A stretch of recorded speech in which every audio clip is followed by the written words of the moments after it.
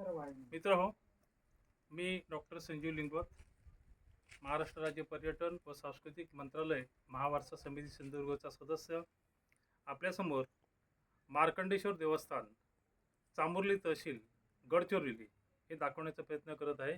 स्थापत्यकलेचा उत्कृष्ट नमुना असलेला किंवा प्रतीक खजुराहो असं म्हणता येईल असं हे मंदिर बघू शकता. सुंदर अशा प्रकारची हा प्रतिकृती जवळजवळ 1500 वर्षापूर्वी राष्ट्रकुल राजा गोविंद याने किंवा राजकुल राजा उत्तर राजकुल याने हे 8व्या शतकात मंदिर बांधलेलं.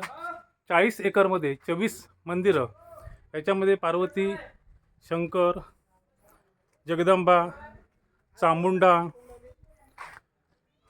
त्याचप्रमाणे इतर सर्व देवांची याच्यामध्ये मंदिरं होती. आपण बघू शकता की बरेचसे भग्नावशेष इथे आपण पाहू शकता.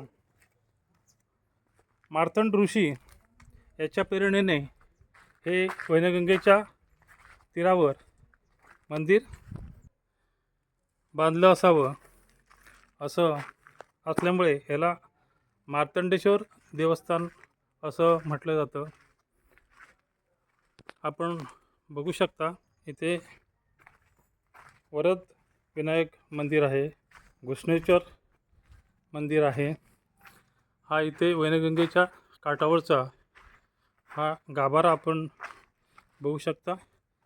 त्याचप्रमाणे ही अत्यंत सुंदर असं कोरीव कामही आपण इथे बघू शकता. इथे असलेलं हे छोटंसं भीमा शंकर राजा उत्तर कलचुरी याने 850 ते 1000 इसवी सनमध्ये हे मंदिर 40 एकरामध्ये बांधलेलं होतं. पैकी आता या 14 मंदिरं इथे शिल्लक आहेत. आपण बघू शकता.